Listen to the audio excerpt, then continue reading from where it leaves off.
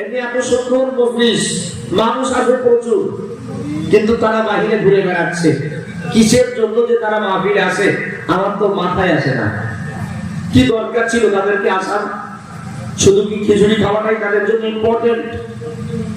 কথা ভাই, খিচুড়ি খাওয়াটাই কি তাদের জন্য ইম্পর্টেন্ট? যে খিচুড়ি খাওয়ার জন্যই তারা মাহফিলে এসেছে? আপনি যদি খিচুড়ি খাওয়ার জন্যই মাহফিলে এসে থাকেন, আপনি ভুল করেছেন, আপনি অপরাধী। এর জন্য আপনাকে রবের দরবারে হিসাব দেওয়া লাগবে।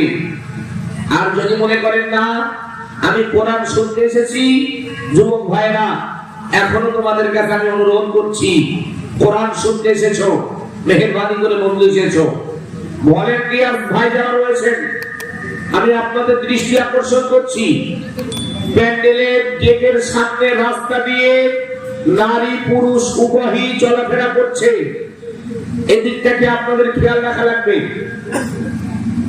অনেক মা বোন রাস্তা দিয়ে চলাফেরা করছে প্যান্ডেলের সামনে দিয়ে, আপনারা এটাকে ফলো করেন। কোন মহিলা যেন রাস্তা দিয়ে না পার হতে পারে।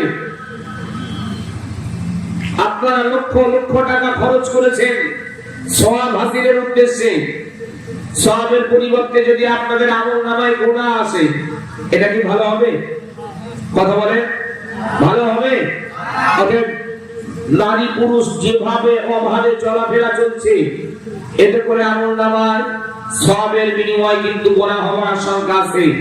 অনুরোধ করছি ভলেন্টিয়ার ভাইদের, মেয়েদেরকে একটু সাবধানতা অবলম্বন করান, তারা যেন রাস্তায় অবাধে ঘোরাফেরা না করে। আর যুবক যারা আছে এদের তো চিন্তা ভাবনা আলাদা, তাই বলে সবাই না। আমাদের সমাজে না কিছু ছেঁচড়া ওই ন্যাকটা কুকুর মার্কা যুবক আছে, হয়তো রাগ করতেছেন আপনার, তাই না? হ্যাঁ ভাই, কুকুর জানেন তো? কুকুরকে যদি আপনি বাড়িতে পোষেন, বিরিয়ানি, পোলাও, মাংস, মাছ, যা কিছু ভালো মন্দ আছে সব যদি তাকে দেন সে খাবে। যদি কোনোদিন ছাড়া সে পায়, রাস্তার পাশে যদি পায়খানা থাকে, পায়খানা বোঝেন না? হ্যাঁ, সে 10 বছর একটানা বিরিয়ানি পোলাও খেয়েছে, 10 বছর পর ছাড়া পেয়ে যদি রাস্তার পাশে একটু পায়খানা দেখতে পায়, খাক আর না খাক একটু জিভ লাগিয়ে টেস্ট কিন্তু করবে। কথা বলেন না? খাক আর না খাক জিভ একটু দিয়ে সে টেস্ট করবে। কেন না? এটা তার স্বভাবগত চরিত্র। পায়খানা পেলেই জিভ একটু লাগাবে। তাই এই যুবক আজকের আমার সমাজে কিছু আছে, এ আপনি যত যাই দেন না কেন, যত সুন্দরী বউ বাড়িতে থাকুন না কেন, যদি সুযোগ একটু পায় হাঁটা মারবেই মারবে। কথা বলেন না? এই হাঁটা মারা পার্টি যারা রয়েছে এরা তো সুযোগ খুঁজতেছে, কখন আমি সুযোগ পাবো হাঁটা মারার। আপনি কেন সেই মানে রাস্তাটা খুলে দেবেন? সম্মানিত মায়েরা, বোনেরা, আপনাদের সম্মান অনেক বেশি। কেন আপনি বিয়াদব মার্কা ছেলেদের পাল্লায় পড়ে আপনি আপনার সতীত্বটাকে নষ্ট করবেন? অতএব আপনার জন্য রয়েছে সুন্দর বাসার ব্যবস্থা, আপনার জন্য সুন্দর ব্যবস্থাপনা করেছেন কমিটি, আপনি সেখানে থাকবেন। এই দেখেন কমিটি ভাই কই আছেন? নিষেধ করার পরে বলে আসে কেমনে? এই মহিলাগুলো কেন আসতেছে?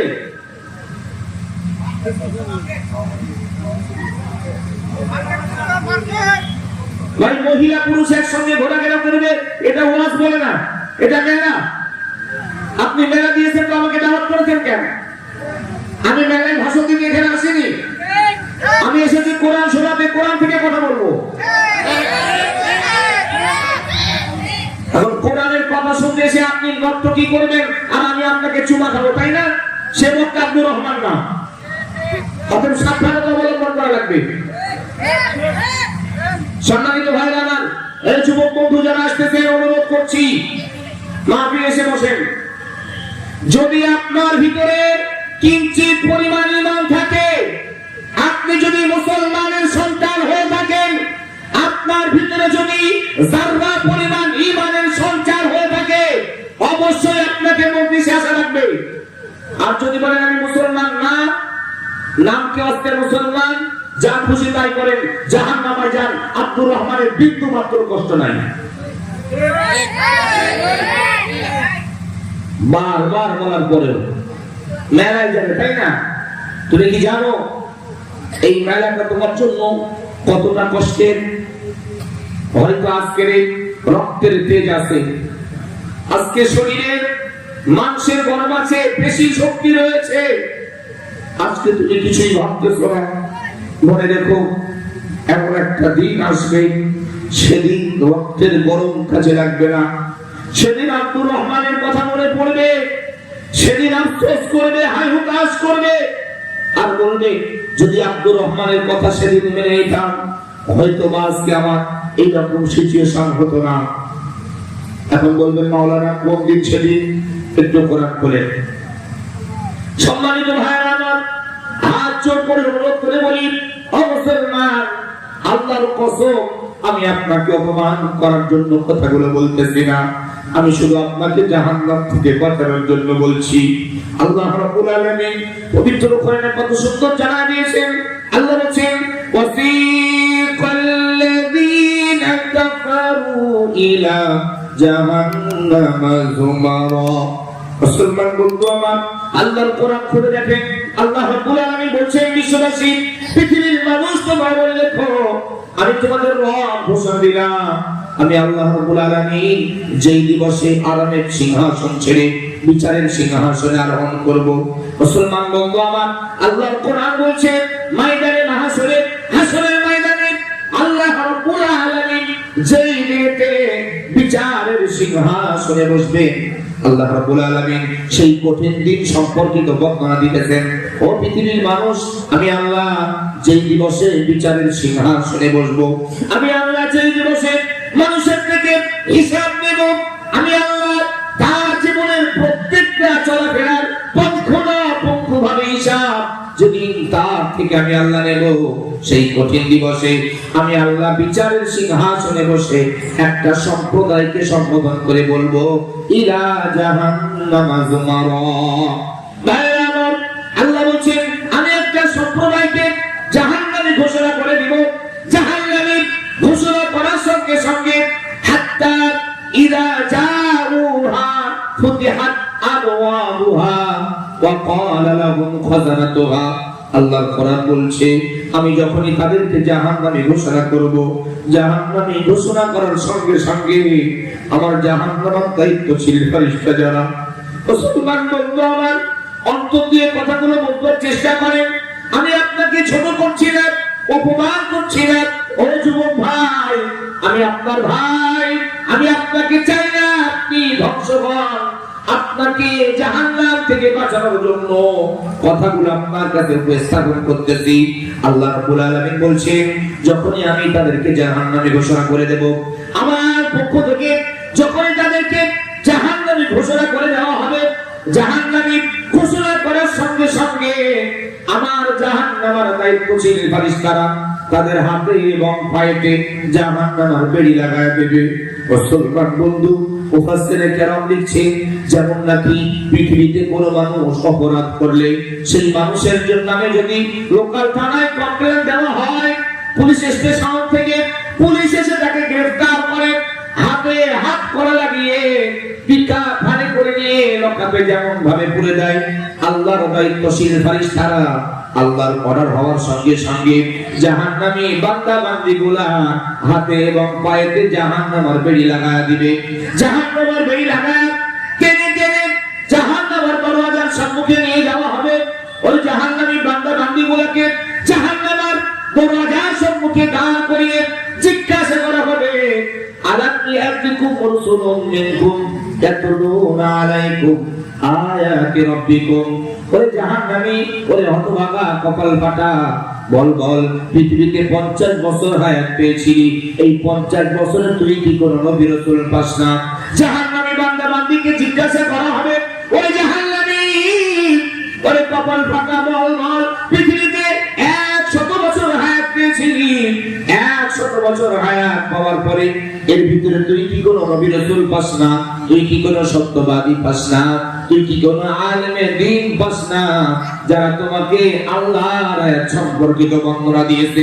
ও যুবক বন্ধু, আজকের হয়তো আপনি ভাবতেছেন মৌলভী আব্দুর রহমান আপনার কথা আমার কাছে ভালো লাগতেছে না, কিন্তু দিন একটা আসবে সেই দিন আপনার মনে পড়বে মৌলভী আব্দুর রহমানের কথা।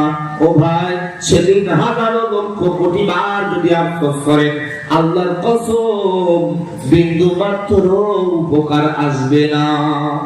কোন দিন সেটা?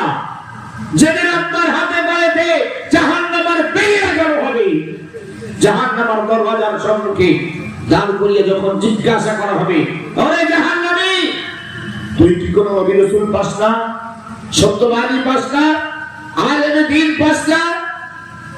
সেদিন ওই জাহান্নামী বান্দা বান্দীগুলা এক বাক্যে উত্তর দিতে থাকবে, কালু বালা, হ্যাঁ আমরা সত্যবাদী পেয়েছিলাম, আমরা আলেমে দ্বীন পেয়েছিলাম, আমরা নবী রাসূল পেয়েছিলাম, আমরা হক্কানি পীর মাশায়েখ পেয়েছিলাম।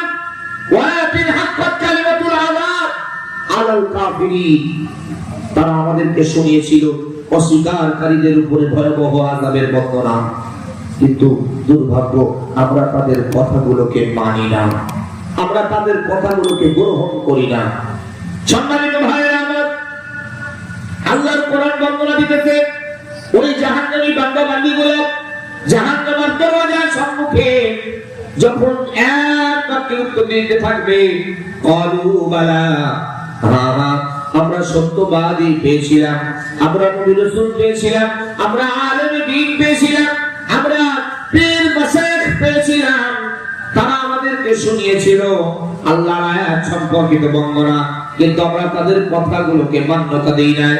ও মুসলমান, আল্লাহর ফেরেশতারা তিরস্কারমূলক ভাবে সেদিন জাহান্নামীদেরকে বলবে, কিলা দুখুলু আবওয়াবা জাহান্নাম খালিদিনা ফিহা। জাহান্নামী বান্দা বান্দীগুলোকে আল্লাহর ফেরেশতারা তিরস্কার করবে আর বলবে, ওরে জাহান্নামী, ওরে হতভাগা, ওরে কপাল ফাটা, পৃথিবীতে নবী রাসূল পাওয়ার পরেও আল্লাহ চিনতে পারো নাই, পৃথিবীতে সত্যবাদী পাওয়ার পরেও আল্লাহ চিনতে পারো নাই, পৃথিবীতে আলেমে দ্বীন পাওয়ার পরেও আল্লাহ চিনতে পারো নাই, অতএব তোমাদের ঠিকানা হয়ে গেল কিলা দুখুলু আবওয়াবা জাহান্নাম, তোমাদের ঠিকানা হলো জাহান্নাম খালিদিনা ফিহা, আর এটাই হবে তোমাদের জন্য চিরকালের আবাসস্থল। ভাই আমার, সেই দিনে যদি আপনি হাজার লক্ষ কোটি বার অনুনয় বিনয় করেন, আল্লাহর দরবারে আফসোস করেন, কিন্তু মাত্র আপনার আফসোস গ্রহণ করা হবে না। হাজার লক্ষ কোটি বার যদি আপনি বারবার ফেরেশতাদেরকে বলেন, ও আল্লাহর ফেরেশতারা একটাবার সুযোগ দেন, আর জীবনে কোনোদিন অন্যায় করব না, আজকের দিনটা মাফ করে দেন। বন্ধুরে, হাজার লক্ষ কোটি বার যদি আপনি বারংবার তাদের কাছে অনুনয় বিনয় করেন, তথাপিও সেদিন আপনার অনুনয় বিনয় শোনা হবে না। যার জন্য অনুরোধ করছি, ও যুবতী বোন আমার, আজকের আপনার সুন্দর চেহারা রয়েছে, আপনার সুন্দর চেহারা দেখিয়ে পৃথিবীর যুবকদেরকে আকৃষ্ট করতেছেন, ভাবতেছেন আপনার রূপ ভালো, আপনার পিছনে মানুষ লেগে রয়েছে, আপনার পিছনে বখাটে ছেলেরা দৃষ্টি দিতেছে, আপনি মনে করছেন অনেক কিছু আপনি আরাম করতেছেন। ও বোন, আপনার ভাই হিসাবে অনুরোধ করে বলতেছি, ময়দানে মাশরে যেদিন আল্লাহর সম্মুখে আপনাকে দাঁড়ানো লাগবে, একবার যদি আল্লাহর পক্ষ থেকে এর ঘোষণা চলে আসে, ইলা জাহান্নামা যুমারা, আল্লাহর কসম সেদিন আপনার সুন্দরী রূপ দেখে ফেরেশতারাও আপনাকে ছাড় দিবে না। দিবে? এই কথা দিবে? অতএব সাবধান হওয়া লাগবে, এখনো সময় রয়েছে। আজকের আমার সমাজ কেন এতটা অধঃপতনে, এই গবেষণা করা লাগবে। আমি তো বাচ্চা ছেলে, বয়স খুব বেশি না, আমার বয়স আপনার হয়তো ভাবতেছেন অনেক না, 91 এর ডিসেম্বরে আমার জন্ম। এই বাচ্চা বয়সে, অল্প বয়সে কতটুকু আর গবেষণা করেছি, কয়টা কোরআন হাদিসের কিতাব পড়েছি। বাচ্চা ছেলে হিসাবে যতটুকু জ্ঞান আমরা দিয়েছেন চেষ্টা করছি আপনাদের কাছে শেয়ার করার। কষ্ট পাচ্ছেন আপনারা? রাগান্বিত হচ্ছেন আপনারা? গেটে যারা দাঁড়িয়ে রয়েছেন ভাই আমার আসেন, আপনি কোরআন শুনতেছেন, আল্লাহ আপনার প্রতি রহমত নাজিল করবেন, দাঁড়ায় থাকবেন না। প্রত্যেককে অনুরোধ করছি ভাই, কেউ দাঁড়িয়ে থাকবেন না। আলহামদুলিল্লাহ যথেষ্ট মানুষ আসতেছেন, চেয়ার ভর্তি হচ্ছে, আর যে সমস্ত গ্যাপ রয়েছে ফাঁকাগুলো পূরণ করে চলে আসেন, কেউ দাঁড়িয়ে থাকবেন না।